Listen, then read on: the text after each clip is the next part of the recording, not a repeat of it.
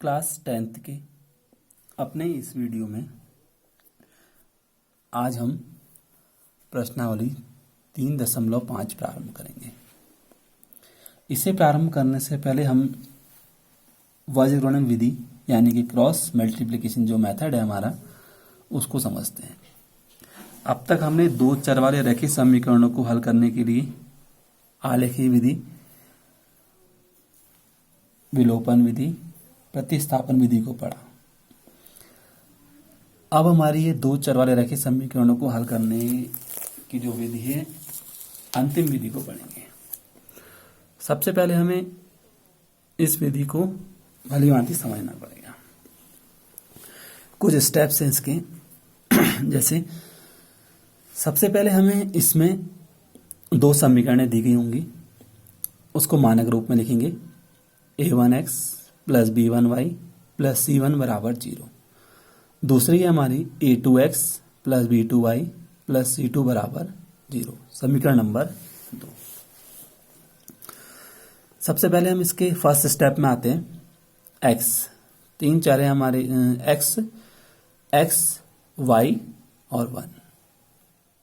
जब हम x की बात करेंगे सबसे पहले हम इसको x लिखेंगे इस तरीके से y और बराबर में करके 1। उसके बाद अगले स्टेप में हम क्या करेंगे, x के गुणांक को छोड़ देंगे, यानी कि जो गुणांक बचेंगे हमारे b1, b2, c1, c2 उसको लिख लेंगे b1, b2, c1, c2। उसके बाद y के अपॉन में अब y के गुणांकों को छोड़ेंगे। अब हमारे जो गुणांक आएंगे वो c1, c2 और a1, a2। और लास्ट में हमारा जो अचर राशि है c के लिए 1 लिखा हमने। अब इसके गुणांकों को छोड़ देंगे। अब आएगा हमारा a1, a2, b1, b2। सबसे पहले हमें ध्यान रखना है कि जो हमारा मानक समीकरण है उसमें हमने इसमें x के गुणांक को a1, y के गुणांक को b1 और जो हमारी अचर राशि है उसको c1 इसी प्रकार से दूसरे समीकरण के लिए क्रम से माना है। तो पहला स्टेप हमारा ये हो गया x, y, 1। उसके बाद x के गुणांक को नहीं लिखेंगे b1, b2, c1, c2।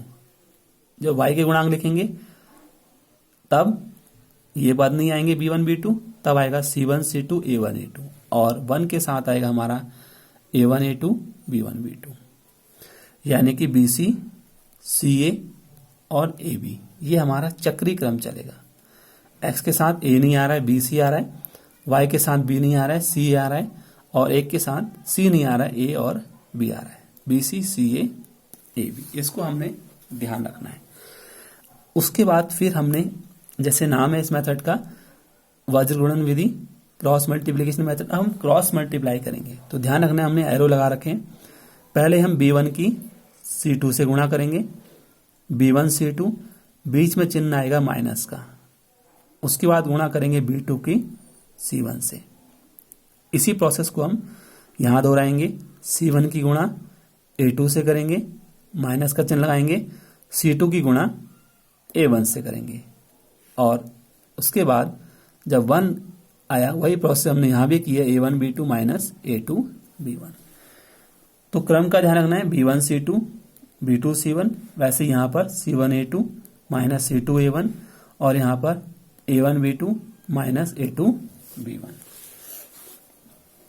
उसके बाद हम ये तीनों पद हमारे बराबर हैं।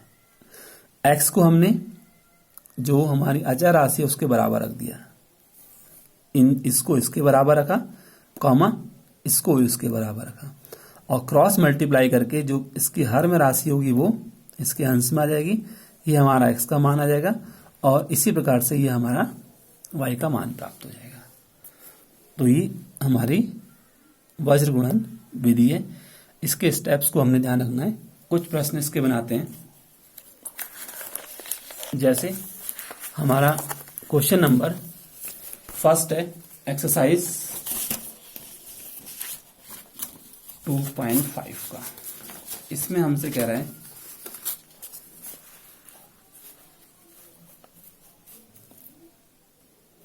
निम्न रैखिक समीकरण युग्मों में किसका एक अद्वितीय हल है, किसका कोई हल नहीं है, और किसके अपरिमित रूप से अनेक हल हैं। अद्वितीय हल की स्थिति में उसे वज्र गुणन विधि से हमने हल करना है। तो सबसे पहले हम इसमें यह जानेंगे कि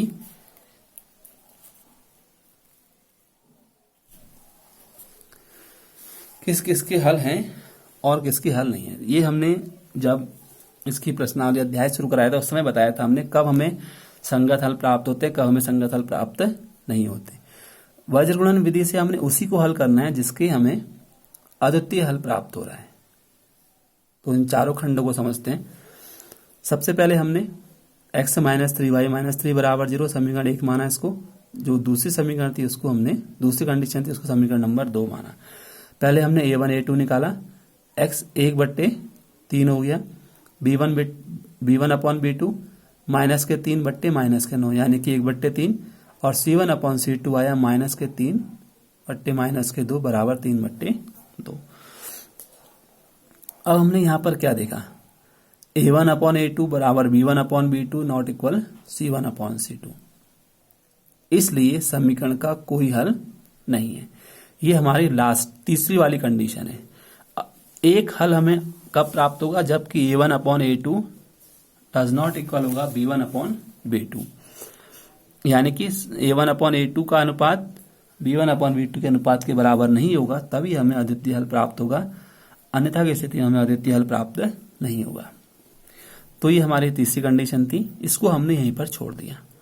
दूसरा क्वेश्चन है हमारा, इसी का दूसरा part, 2x plus Y minus 5 बराबर 0, 3x प्लस 2y माइनस 8 बराबर 0। हमने a1 अपॉन a2 निकाला 2/3, b1 अपॉन b2 y का गुणांक 1/2, c1 अपॉन c2 माइनस के 5 बट्टे माइनस के 8। अब हमने इसी के आगे हमें क्या पता चला यहां से कि a1 अपॉन a2 आपस में बराबर नहीं है b1 अपॉन b2 के। इसका मतलब समीकरण युग्म का एक अद्वितीय हल है। इस कंडीशन में हम इसको आगे हल करेंगे, और हल कर किससे करेंगे, वज्र गुणन विधि से। जैसे हमने पहले ही बताया था, फर्स्ट स्टेप इसका x, ये तो हमारा एज ए फॉर्मूले के रूप में लिख सकते हैं, x upon b1 upon b2 c1 upon c2 y बराबर c1 upon c2 a1। x के साथ a वाला पद नहीं आएगा, y के साथ b वाला नहीं आएगा, और अचर राशि के साथ c वाला नहीं आएगा। तो bc ca और ab। क्रम हमारा वही है, b1 b2 c1 c2, फिर c1 c2 a1 a2, उसके बाद a1 a2 b1 b2। अब हमने यहां पर x b1 अपॉन b2 1 और 2 ऐसे लिख दिया, c1 अपॉन c2 माइनस के 5 माइनस के 8, और y के साथ c1 c2 माइनस 5 माइनस 8, और a1 a2 यानी कि 2 और 3, और लास्ट में हमारे पास आया a1 a2 यानी कि 2/3, 2 और 3 1 और 2। अब हमने क्रॉस मल्टीप्लाई करनी है। पहले इस पद की यहां से करनी है, 1 गुणा माइनस 8, बीच में माइनस का चिन्ह आएगा, 2 गुणा माइनस के 5, फिर y के अपॉन में माइनस 5 गुणा 3, बीच में माइनस का चिन्ह, माइनस 8 गुणा 2, 1 2 गुणा 2 और 3 गुणा 1। इस तरीके से ही आया हमारा माइनस का 8, माइनस माइनस प्लस 10, फिर माइनस के 15 प्लस के 16, फिर ये आया 4 माइनस 3। ये इम्प्लाइज कर रहा है x 10 माइनस 8 2, y के अपॉन में 1, और ये आया हमारा 1/1। अब हमने इसको इसके बराबर रख दिया, x अपॉन 2 बराबर 1 और y अपॉन 1 को 1 के बराबर रखा, क्रॉस मल्टीप्लाई की तो x का मान 2 और y का मान 1। इस प्रकार से हमें ये वज्र गुणन विधि से x और y के मान प्राप्त हो गए हैं। आगे इसका थर्ड पार्ट, इसमें भी हमें चेक करना है कि हल किस प्रकार का है।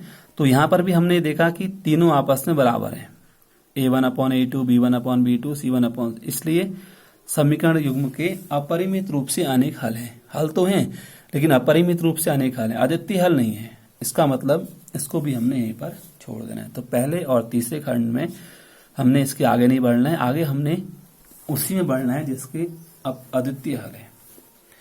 चौथा पार्ट इसका वही हमने किया, पहले a1/a2 निकाला, b1/b2 और c1/c2 निकाल लिया, और हमने देखा कि a1/a2 b1/b2 आपस में बराबर नहीं है, इसका मतलब अद्वितीय हल है। अब आगे हमने इसको वर्गीकरण विधि से हल किया है। सूत्र के रूप में हमने वही लिखा जैसे हमने इससे पहले वाले खंड में लिखा था और वहां समझाया था। a1/x के साथ b1/b2 b1b2 c1c2, y के साथ c1c2 a1a2 और अचर राशि के साथ 1 3 और 3 -3, यानी कि a1a2 b1b2। a1a2 दिखाई हमने 1 3, 1 और 1 अनुपात हमारा या -3 है, और c1c2 है हमारा इसमें -7 और -15 चिन्ह के साथ हमने इसको लिखा हुआ है। अगले स्टेप में क्रॉस मल्टीप्लाई करेंगे हम, -3 गुणा -5 15, बीच में माइनस का चिन्ह आएगा, -3 गुणा -7, और इसी प्रकार से यहाँ पर क्रॉस मल्टीप्लाई की और इस वाले पद में की। इसको हमने सरल करके यहाँ लिखा, x वाला पद y वाला और 1 के साथ इम्प्लाइज कर रहा है, घटाया 24 बचा, ये -6 और यहाँ पर 1/6। इस प्रकार से x/24 को हमने 1/6 के बराबर रखा और ये हमें x की वैल्यू 6 प्राप्त हो गई। इसी प्रकार से हमने y/-6 को 1/6 के बराबर रखा, क्रॉस मल्टीप्लाई करेंगे तो y बराबर आ जाएगा -6/6 यानी कि -1। अतः x का मान 4 और y का मान -1 हमें प्राप्त हो जाएगा। ये तो नेक्स्ट में हम इसके आगे क्वेश्चनों को हल करेंगे अगले वीडियो में।